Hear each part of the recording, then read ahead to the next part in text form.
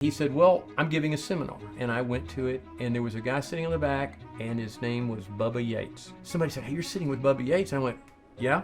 So, and he says, he does $1 million a year, unheard of. So I just asked him, can I come visit you? So I spent an entire year visiting about 15 or 16 offices that did pretty close to $1 million a year. You wouldn't know it. And when I got back, I finally realized that they weren't any better looking. Their hands weren't any better than mine. It didn't just fall in their lap. They had to train everybody back then. I mean, we couldn't just hire licensed assistants. And so I just came back and said the thing that was holding back was me. So from the time I did that, within about a year and 15 months, we got to $1 million. Hi, David here. Well, this week and the following week, I'm going to treat you to a special conversation that I sat down and had with my good friend, Dr. Mike Abernathy, just a few weeks ago. Mike and I have a long-standing relationship going back many years. Mike was ahead of me in dentistry and in school at Baylor College of Dentistry, where we both graduated back. Mike in the late 70s, and myself in the early 80s. But we practiced about 30 miles apart in North Texas, north of North Dallas area. And Mike was always a strong mentor to me. I looked up to him in so many ways, and he helped me as he's helped many of our colleagues throughout the years and continues to do so today. He's a giver with a 100% heart. I think you'll enjoy this conversation this week and the following week regarding some of our experiences in our own evolution in practice, where we started, what we went through, associateships, partnerships, successes and failures, and what we've learned over the years in this vastly rapidly changing environment we live in today, not just in dentistry, but in everything about life with technology, politically, economically, financially. The world is changing very quickly, but there's still some philosophical concepts that I think remain constant throughout the years, and this is what we want to try to focus on and help you, the listener, find those pearls of wisdom that only years of experience can provide. Enjoy this one, and we'll catch you next week on the flip side. Well, Mike, we go back quite a few decades in our own lives, our own careers, in our practices. You were a few years ahead of me coming out of Baylor. I followed behind you. We actually practiced about 30 miles apart. Yeah. Not too county far. seats. That's right, county seats in our respective counties. And we were just talking. We've talked in the past about how much the industry has changed over the years. When you and I came out, dentistry was definitely still very much mom and pop, right? I mean, it just. Sure. Yeah. We talked about, in fact, our initial associateships. You had a few situations. Talk about some of the first docs that you actually went to work for and how that played out. We'll kind of compare and contrast that to today, because I think a lot of people don't know, going back that many decades. We've got a lot of younger docs that are out there today. It's a different world today, but let's just go back a little in time. What was it like when you got out? Well, I think they'll find that as different as they think it is, there are a lot of things very similar, a lot of risks, a lot of unknowns. We had a great self-image for no apparent reason, when we got out of dental school. But I actually went back to my hometown, and I have 7 generations of attorneys. I'm the only male in my family. So 7 generations of attorneys. And you I moved back in town, and you either hate attorneys or you really like them. You're either on the good or the bad side. So I went back and worked for my family dentist. Okay, and it was interesting. I had 2 ops. He practiced. There were 2 doctors there. The older doctor just like once a week would come piddle. But they even had x-rays that were, you'd lift the lead shield and count to 2 and put it back down. And the equipment was old. And he said, well, I will pay you 50% of what you do. And I had to buy my own equipment, though. And so I got that room all set up. And no nitrous oxide, no hygienists, no assistants. They had one person there helped, and she would help him when he was working. And bounce back and forth to the front to the back. Which wasn't that much different from dental school, was it? We didn't have assistants. No, okay. Exactly.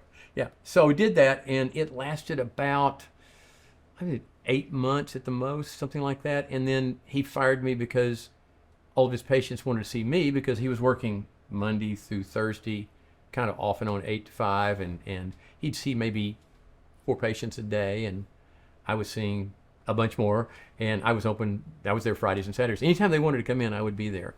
And so I went to work for a dentist in town who actually talked me into being a dentist. I was going to go to Southwestern Medical School.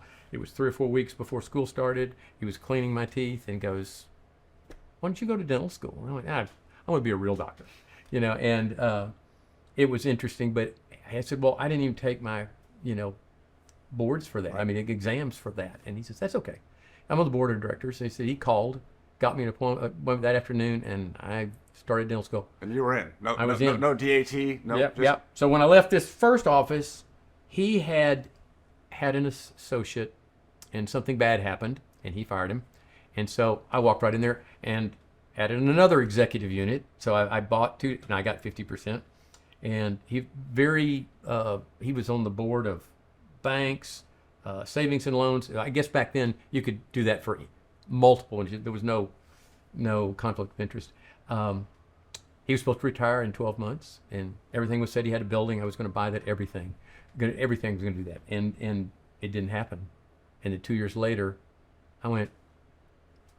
So I moved across the street into a 7-Eleven that they had abandoned because everybody was shoplifting and stuff. Mm-hmm. And put 3 ops in there, and then before the end of the year I had to put a 4th, and then a 5th, and then it just kind of went on from there, and then finally built our own building in McKinney. So I remember when I was in my senior year at Baylor and trying to knock out those final credits, kind of sweating at night, sweating bullets at night, having those bad dreams about getting to the finish line and saying, nope, you're not ready. Yeah. But that last year, for those who didn't have a place to go, and I wasn't going to go back to my hometown. My actual hometown was in Colorado. I was dedicated. I was going to stay in Texas. So I didn't really have family in the area. So what we did back in those days at Baylor is there was the board, the big board outside the lecture hall, right? On the board was all kinds of notices and that kind of thing. And doctors who were looking for associates, because they just wanted someone to come in and take the load off, would put notices on the board. And I'm a doctor XYZ, I'm here, there. And I found one that was in Greenville, Texas, and didn't have any other way to vet it. I called the guy up, and I certainly went out and visited with him, and very nice guy, and that's where I went. No other reason. I saw a card on the board. It was 45 minutes outside of Dallas. I'd been living in Dallas to go to Baylor, and it's like, here we go. And then I got married at the same time, so just a few more things to put together, and there we go, out to Greenville, Texas, and a little bit better than your situation. I actually had a room with actually equipment in it, so I didn't have to bring my own chair in. But it was kind of like, here you go, and it was a very similar situation where now he actually had an assistant. We had a front desk, and actually I did get an assistant, but like you, to build my own practice because there's not an over demand. Oh, that's a good point. Yeah. So I did the same thing. So I did extended hours. I did the Saturdays. I went late in the evenings and started building up some clientele because you have to hustle. You have to get out there and hustle to make that happen, and that worked out for a while. But I could tell that like most of us coming out of school, graduating back then, male-dominated classes back then. Sure. We all want to have our own practice someday. So that was always going to be, the road to go. So it's just how soon do you make that move? You made your move after a few moves. I made my move and found a building. This is coming out of the RTC. You remember the Resolution Trust Company, the savings and loan crisis debacle, which is really heavy in Texas and Oklahoma. And so it's kind of like we went through the 2008 nationally, but this is more dedicated to the South. I still have stock from those companies. Banking stock. Yeah, there you go. Yeah. And so I captured this building. It was a good deal, and that's where I started the practice back then. And I realized, even though I got a little bit more speed clinically, was feeling a little bit better about that, I still didn't know anything about the business of dentistry, and I think that has not changed. That part's not changed because the focus is always on these clinical skills, and we could talk hours about how bad the education system is, but let's just say it leaves a lot to be desired. It did back then, it does today, and today it's more paramount that docs learn more about business, but they're reticent to do so, and they get out there and just try it. So, go back to some of the things that you had to figure out.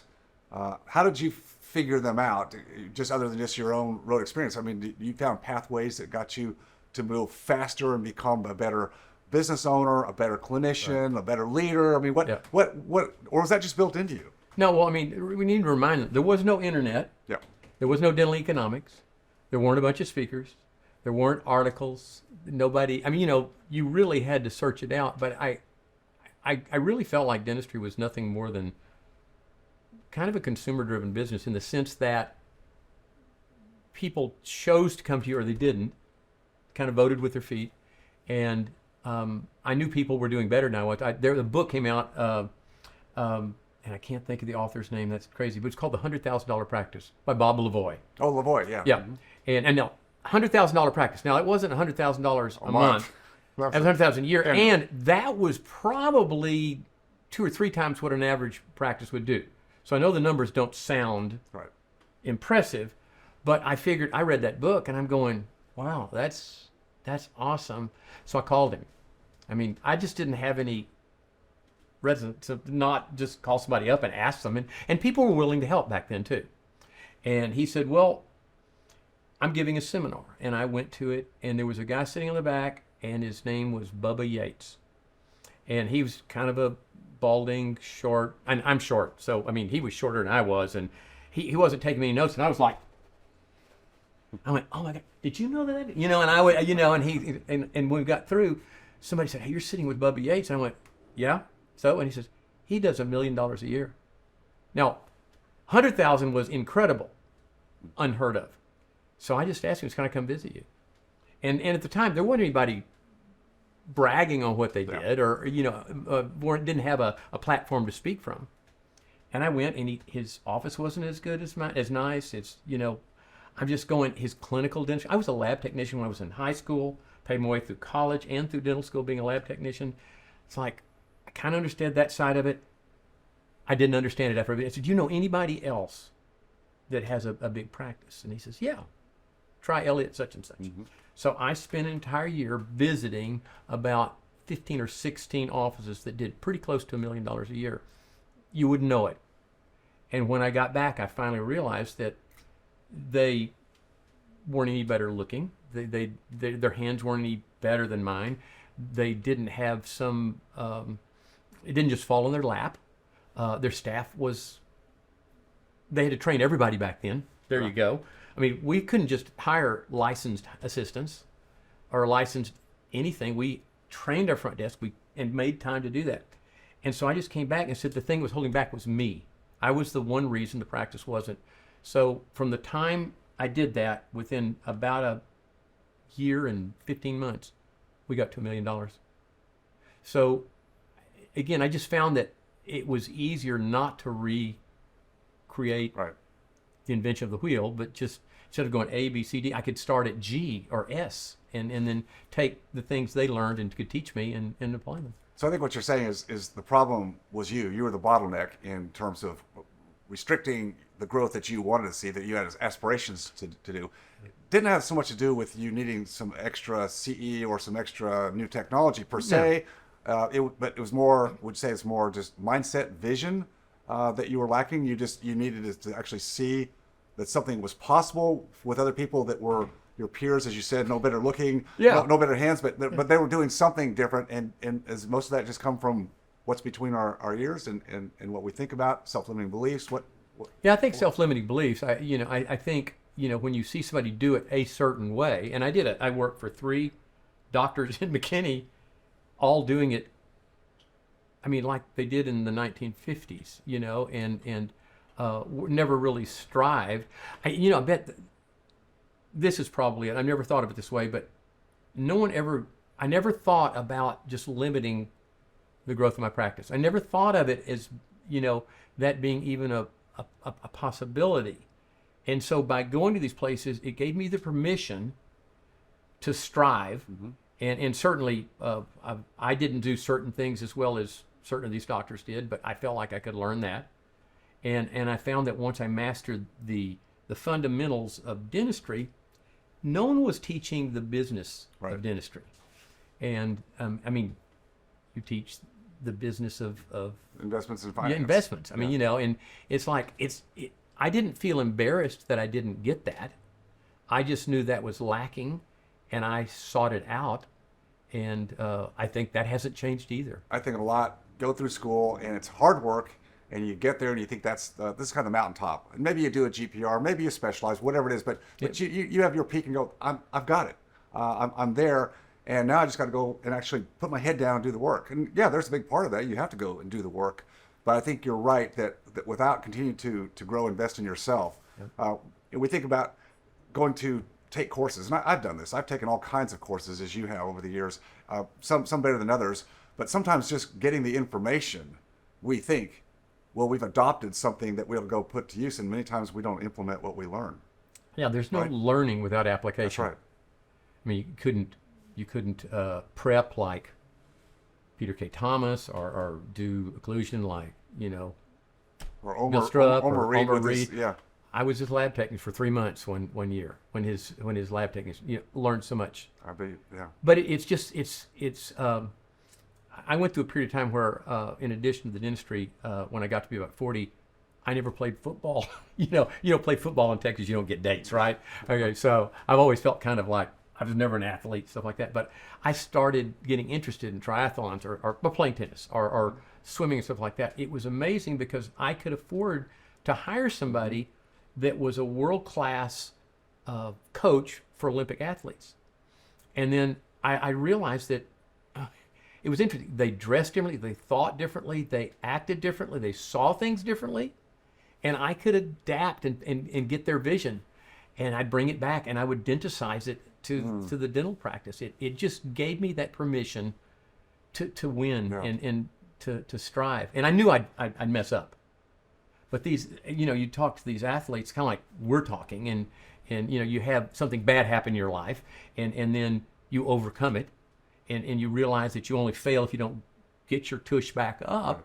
And I always looked at that failure as an opportunity or a way to learn something.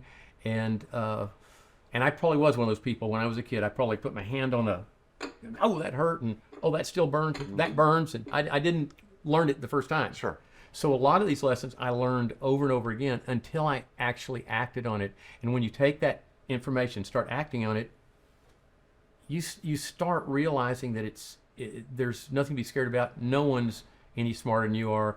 You start acting, and you get the subtleties of what we see sometimes. Like if I saw you invest something, I went, no, I got that. Anybody could go invest in real estate.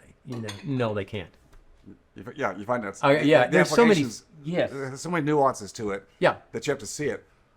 I think that dental school, and I'm guessing it's still that way today, although I haven't sat in the lecture hall for many, many years. But there's a mindset, at least I felt it, that you don't want to make any mistakes. I mean, if you make a mistake, if you go too far out on the mesial-marginal ridge, you failed. You failed it. It's like they should just let you get in the lab and just crank it out and just blow some stuff up, right? Because to your point, until you feel like you've got the permission to actually get out there and make some mistakes, and we're put inside this box, and it's like just stay in these lanes and don't even look left or right. You just got to go down this. And you were so different. I think you did it better than almost anybody else I know of. In terms of you got outside that box, you were never inside the box. I think you had the background in the lab, which gave you a probably a better perspective than most of us who didn't have that. So you already saw what dentistry was about. You had a different mindset, but you got right out and you got after it. I did mine a little bit differently in that I got out, but I was also, like you in many ways, I was also kind of a renegade in looking at what other ways that I could be a business owner or investor. Kind of doing that, I wish I had done that. Well, look, we took different paths, but both quote successful in getting there, whatever there means to us. I just think you did it really, really well in the business side of dentistry, and you continue to contribute and give back, even though you're quite some time out of clinical dentistry, out of ownership, and you continue to do that because of what you learned. Just like Bob Lavoie, you found people back then were willing to give. You continue to do that. I went down the path of also needing to learn a lot about the business of dentistry. Right. Greenville, Texas, very blue collar, great people. I don't think there could have been a better place for me to practice. But just learning about the dynamics of communicating with people, the things that you talk about all the time, communicating with people, how to hire, how to lead your staff, how to engage them. These are all things that can add so much value if you just learn them. And then I just added that other little piece, which was I'll go out and find some rental properties and kind of add this on the side, not knowing what it would be, but it's like anything, it's the compound effect. You do little things, add some specific disciplines, and you just have the additive effect over time. If you do these things, never perfect, never going to get it right the first time, but you can always deviate, you can iterate as you go, but just stay on a path where you're continuing to trying to grow whatever you're trying to grow. I think that's what is missing for a lot of people when they get the degrees, get the license, get some additional education. They think, well, I've got this now. Right. But it's still got it, but they're kind of on a treadmill that the treadmill just gets bigger, faster. The incline gets higher because the lifestyle goes up, and they're still thinking, well, how do I bring this to some kind of conclusion, or where's that freedom I was looking for when I signed up for all this, right? Right. Well, and that's an awesome point. I never even thought about investing outside my career as something equal to my career. Okay, not that I always felt like if I could produce it, collect it, the money, if I could make the money, and I didn't spend it, and I invested it wisely, there would be a pile of money that I couldn't outspend. Right. I didn't even figure that out until about 10 years ago. There is no limit to what you can spend. And dentists are interesting in that they really have the opportunity to buy anything they want. They just can't buy everything they want. And oftentimes, as a young doctor, you're trying to pay off the school debt, and you're trying to pay off your initial investment if you owned your own practice. And you'd hit a point where, then a spouse helps you spend money, and then the kids help you spend money, and then the best laid plans, and then you wake up when you're 40, 50, 60 years old and realize that you just don't have all the opportunities you thought you would have at that age. And I know we're talking about our background stuff, but I will say, when you first started Freedom Founders, when was that? 2010, 2011. Okay. I remember it was kind of at the worst possible time you could think to do that. Okay. Because everybody had, it's almost like if every time you tried something, somebody would hit you. For 5 years, 6 years, 7 years, we'd gone through 3 recessions back to back. Real estate in California had dropped 47%. I had a guy that bought a building, took a second mortgage house to buy the building, had never done over $80,000 a year, and then 2 weeks later, everything happened. And within 2 months, they called the notes on both houses. Okay, the house and the building. It's like, but it's just interesting that I never thought that. I always thought that if I had a pile of money, there is a size of a pile of money that I couldn't spend enough of it. But I forgot that if I did have a pile of money, I'd have to put it somewhere, right, which puts you in danger for a third party that isn't worried about your principal or and I can live with different returns because I'm not living above my lifestyle and stuff. But literally, those 3 recessions, the time you started was a time when I'm going, you could darn near lose every penny of the money you saved. And when you lost that, you lost all of your future, your dreams, the things you thought would happen. And it was about that time I started buying practices because I could buy them from Bank of America or Wells Fargo for, they'd have an $800,000 debt and I could buy it for $150,000. Okay. Yeah. So it was about, and I sat through your deals because you asked me just to come and visit. I did. I did. You probably didn't have an audience. They were, it was free. Come eat the food. Mike, would you come? I needed an audience. I needed some, but also I needed someone I respected that could actually sit there and say, okay, does this resonate or not? Or, and like anything you start out when you first started, I remember it was death by PowerPoint. It was just, but you were kind, you came. No, it was good. It was good. But because you had, let's see, in 2008, 2010, you'd been out of dental school how long? Well, at that point, what was it, 25 years? Okay, 20. So you knew that. And so it's almost like if you have an audience with dentists in it, you kind of want to know that they feel the stress of making the payroll and having end of August and September happen every year where you think, oh my gosh, everybody, they found out I'm a horrible dentist and, your production drops. It goes way down. It goes way down. Oh my God, what am I going to do? Every year, same thing. Every day. You start biting your fingernails. It's not showing up at the office. Exactly. You had the rapport and the historical, curricula vitae to go, I'm a dentist. And this is what I saw. I've always liked real estate. And then you told me your story about your dad helping with that first house. Yeah. And then, so I remember this stuff. I'm sitting there taking notes. Okay. Speaking of which, I was taking notes one time and I forgot and left my book there. I never got it back. I had all those great notes in it one time. But it was awesome. I mean, it made me start thinking differently about my career. And it wasn't that I wasn't making enough money. It wasn't that I wasn't saving money. It wasn't that I lived beyond it's just it made me nervous to hear it because it was just the opposite of what I always thought. Yeah. A little bit, but it made perfect sense. You have that aha moment and you go, I don't know if I could say this, but you kind of go, oh shit. It's like, oh no. It was this deal. And I'm going, and I'd been out of school 6 years more than you had. And it changed my future when I started to see that. And I started seeing the things I invested in maybe weren't the wise things to do and stuff. So, well, like you said, it makes you start to look at them, and there's multiple paths you could go down. Right. I think the key point, as you made, was in our business, in our profession, we have the ability, the blessing, if we're halfway prudent, to earn a substantially better than average living, great living. Great living. And yes, over time, with some discipline, you can save and put the money somewhere, but you're saving up this nest egg, this asset, and someday you sell the business or the practice and you add to that.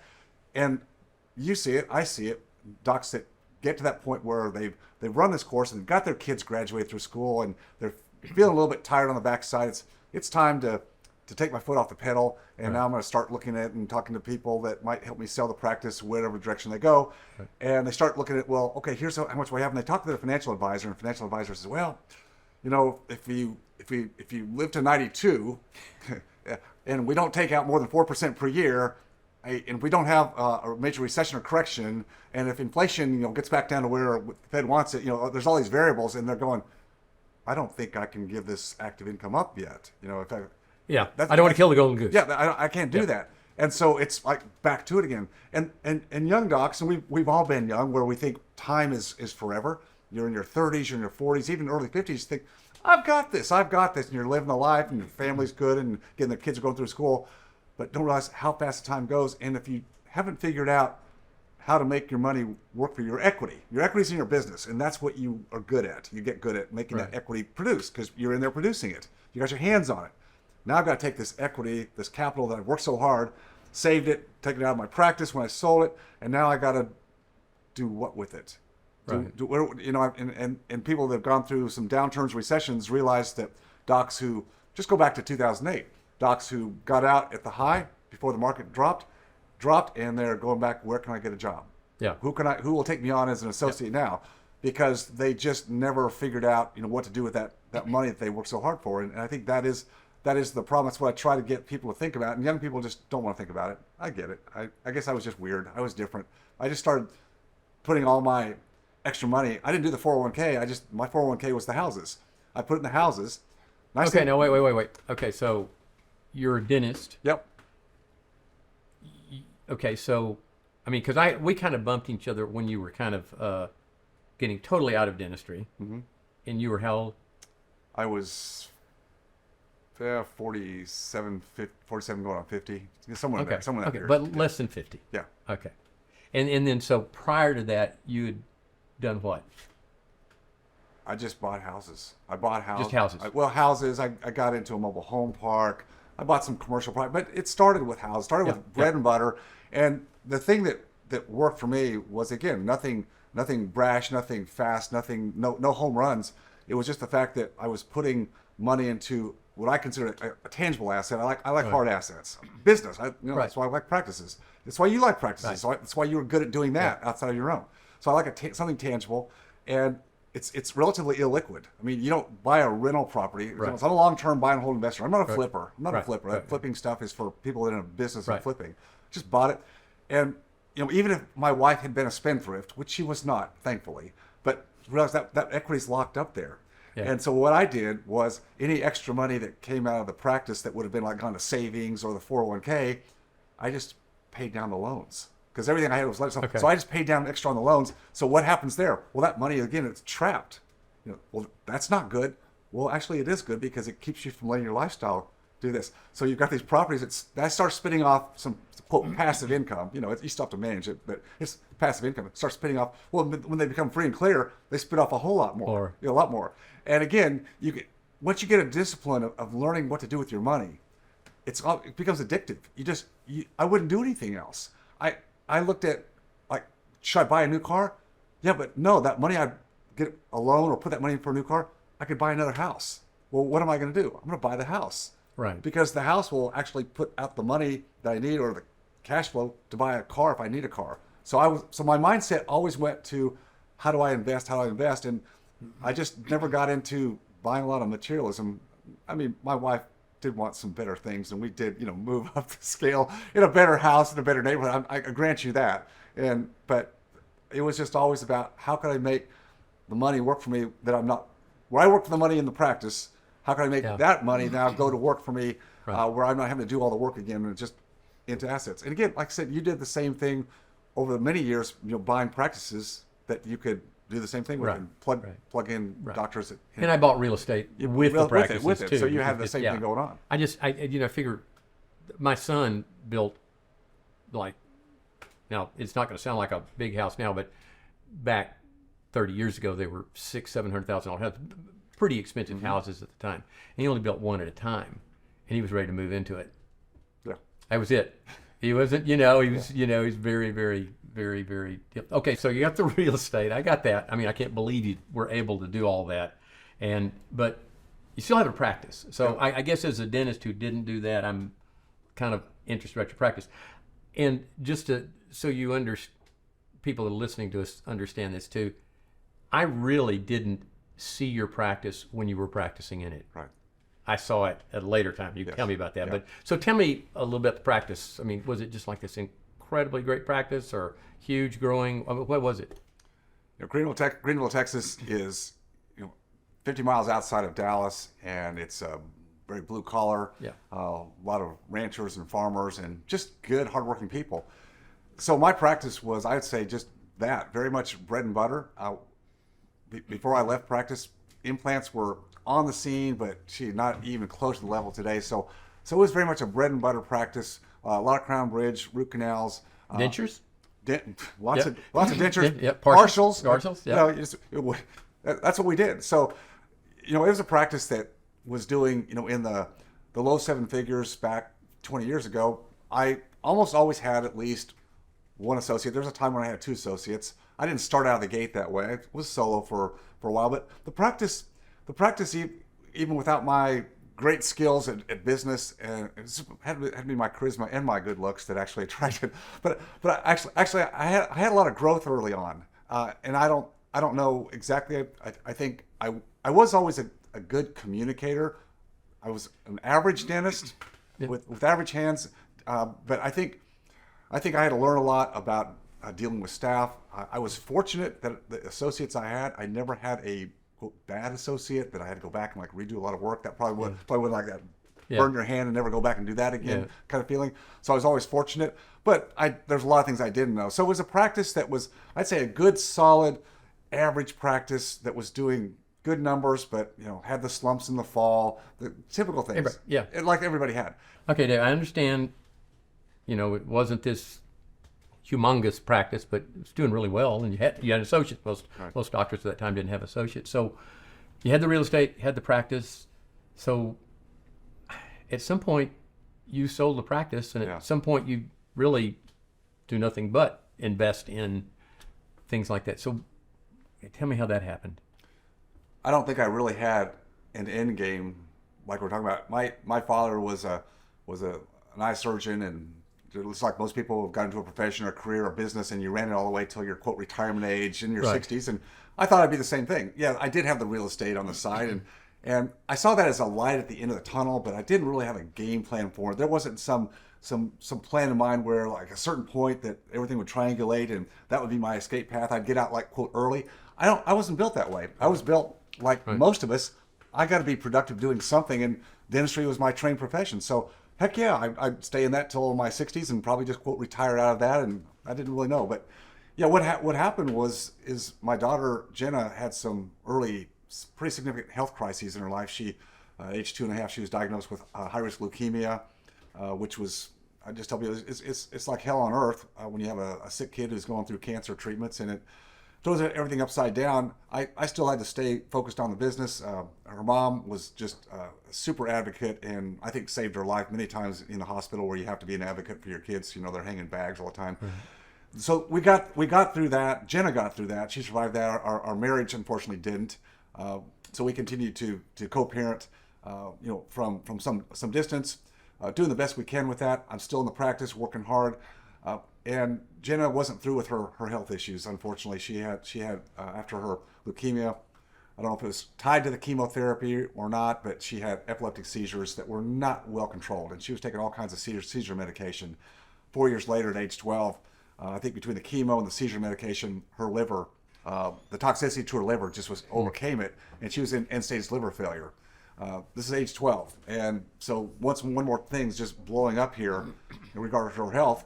And she had to she was able to have her liver transplant in Houston after figuring out where to go and which are the best doctors and who had the best team and then together. Right. She was blessed to have that transplant, and it wasn't until after the transplant was completed and I was there at the hospital, basically just sitting in like on a bench like this, in the bench, and she's on the bed over here. Hooked up to all the IV tubes and the machines monitoring her heart. Across the bedboard in the hospital, there's like 30 bottles of pills. I kid you not, 30 bottles of pills. Everything she's gonna be on. Now it's dwindled down over time, but initially, this is what we're looking at, and I'm watching her just breathe. She's asleep and she's breathing and just watching her breathing, and I'm just thinking, how many more chances do I get as a dad to be there? Has God given me a couple slaps in the face and I just kind of said, no, I got this, don't worry, because I got to keep financially strong. But it was sitting in that hospital, I really just kind of back of the napkin in my head, because I had time to think, which is something we don't do enough of. I just think, is what would it be like if I stepped away from the obligations, responsibility of a dental practice? Meaning, could I actually sell this practice and focus where I need to focus, where I wanted to focus was on Jen at that time? Could I be responsible enough in my left brain logic to make this work, or is this just a foolish idea? And the math wasn't that complicated. And I tell doctors today, it's not that complicated to look and see where you are and what you have. And so when I looked at it and realized that I had, a certain amount of, again, I say passive income, but the rental properties were producing a certain amount of income. A lot were paid off at that point. And all I needed was enough of that income to buy me some time. Right. Just buy me some time. I didn't know how much. I thought, I'll take a year and a half. I'll go back and I could maybe go back to the practice I sold and be an associate. I could associate somewhere else. I could fire up another practice somewhere. I knew how to do that. I wasn't afraid of doing that. I just wanted the time. And so I found a doc. I think I was in between associates. I don't remember exactly, but I this time was going to be different. I wasn't just going to look for another associate. Right. I had to be an associate who wanted to be a buyer. Right. So I changed my mindset about that. And so I found a doc who actually had done some training with a doc that we know well, who's very, very productive in dentistry. And I thought this doc will have some really good skill sets. Right. He had come in and he wanted to buy a practice. He was looking for that opportunity. So I thought, perfect marriage, right? We talk a lot about how long do you date your wife and the dating period. Realized I was very motivated. I made this, once I make a decision, I go through with it. So it's just a matter of just plugging this thing together. This doc came in. He was quite productive, actually, and did a good job and was giving me some time away even before we consummated, quote, the deal where I would sell the practice. One little problem, he was not bankable. He had some credit history problems, and so I thought, well, I've owner financed property before, real estate. I know how to do that. I'll just finance this property, this young doc. In 12 months, the bank will see that this guy's a good producer. He's bought the practice. He's the owner, and they'll cash me out, refinance him out. Yeah. And it didn't quite work out that way. This young doc, again, some character flaws. We all have them. I'm not here to throw him under the bus at all. But there were some problems, and essentially he couldn't carry on. He defaulted on our transaction, which means I had to go back and take back the practice. It took some time because there were some litigation issues. It's just not as easy as you think. And so when I get the practice back, kind of like if you ever rented out a house and you had a bad tenant, and the tenant squatters maybe. And this guy, I'm not saying this doctor is a squatter, but you He was a squatter. Kind of a squatter. You take the house back and it's not quite the shape you left it in, right? So you kind of get the feeling it's not. And how long was that period? Was that? That took about a year. It took about a year. And you had a contract. Oh yeah. And it had a non-compete. Yeah. Okay, Yeah. I just Yeah. want to make Yeah. sure No, I no, got no, all the day. yeah. This is about where I came in, so I just want to make sure I understand. Yeah. Where You came in, so I took the practice back. I had to. Candace says, David. I hadn't seen David in scrubs, and he's got to put scrubs back on, and here he goes back in. So I had to go back in and start cleaning up. It's cleanup. Well, in many ways, obviously. You got patients that are in the middle of treatment. You've got treatment that wasn't done well. You've got staff that are half there, half gone. It's kind of a mess. But I had to think about what am I going to do here. And I remember when I reached out to you, you said to me, David, you've got two choices. If you really don't need the practice financially, then you could just close it down. I mean, finish off what you need to do, take care of people, get records put out to other docs, and just close it down, shut it, lock it up. You can sell off the equipment to somebody. That was like come to you and go, I'm going to take your man card. That's it. You just went, I'm said, not going to do that. I said, well, thanks a lot, Mike. or you said, you could go back in and do what most of us do, David. Man up and take this thing on and go do it again. I didn't like that one either because you didn't say though that this guy opened another office across the street. He did, and took a lot of patients. Yes. Okay. Yes. So they really understand how bad it was. Not good. Yeah.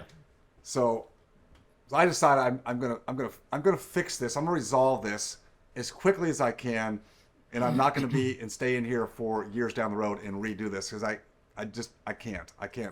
I just decided I didn't want to do that. And so I realized too that in my life, just like you found, there's other people that have gone down paths similar to yours. And if you find them and invest in them or ask for their help, that there's ways to get from point A to point B faster. Sure. And this is something I had not navigated. This is back in my lap, and I could be a dentist, but I didn't want to do it that way. So that's why I called you, and you being 30 minutes away, you were kind enough, you drive over in your truck, and we'd have lunch, but you would dig into the practice, and you could see what a mess it was. And I don't think you like tapped me on the shoulder and said, "Poor David," but it was like, this is going to take some work. I found some new associates relatively quickly, a couple of young ones, and you're always so good in mentoring, and I had enough to take care on other aspects. But you came in and you actually mentored those young docs. You helped the staff, some of the people with Summit Management, who to this day are my friends, Max Gocher, but John Ruddy, just some of the people that came in that still are in that realm, came in and really helped take this kind of new practice with new docs, new staff, reorganizing, and turn that thing around again in a relatively short period of time. I say relatively, it took another couple of years before I consummated the sale to one of those associates at bottom of 2010. So it took a couple of years to get there, but fortunately, it still gave me enough relief where I didn't have to be in there being the main producer. In fact, I would say it's because the doc who took it over, who ended up buying it, he was doing most of the production at that time.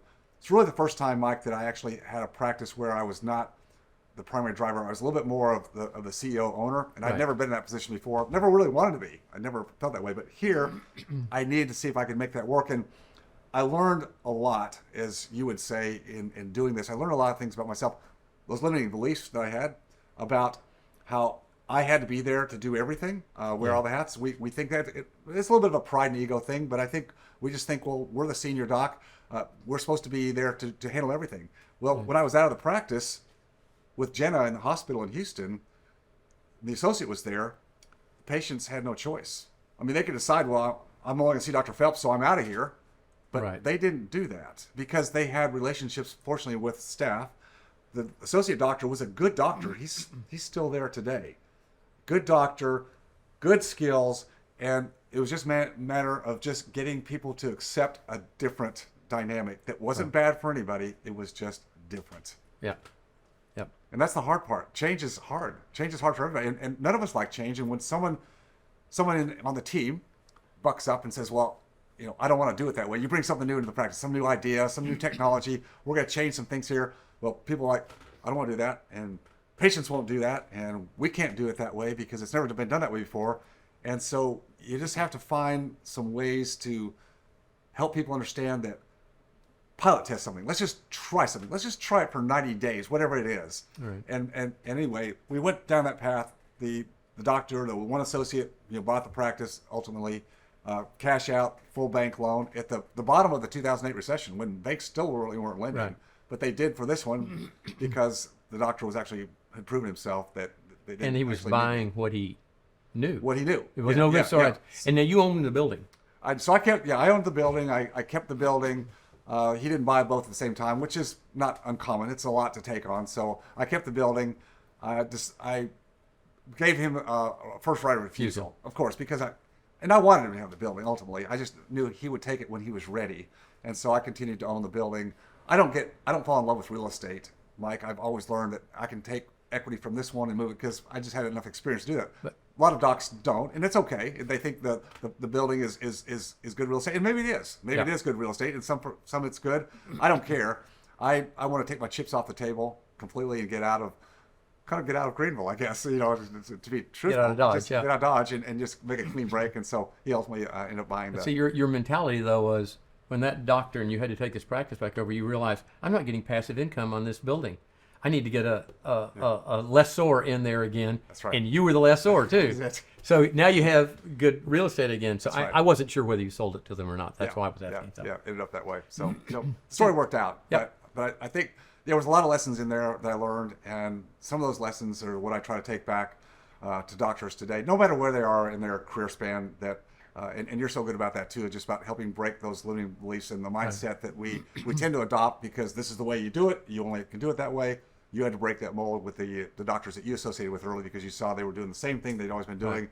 It got them to where they were, and if they were satisfied and happy with that, there's nothing wrong with that. But when there's something more you want in life, and I don't mean more money. Most people think it's more money. Most people think, well, I've got to have more money to get my dreams, and I don't think that's true. More money can solve certain problems, but if you don't know what you're going to do with that money, what's that money really for? How do you make that money give you back what you're looking for? And I think more today, it's more time, less stress. How can you make that happen? And that's what I'm all about today. And that concludes week 1 of my conversation with Dr. Mike Abernathy.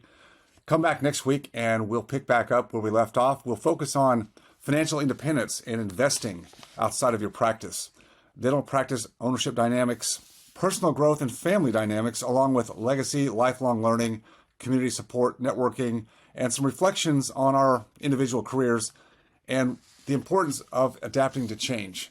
Come back next week, and I think you'll enjoy this next week as much as you enjoyed this week. Thanks for listening.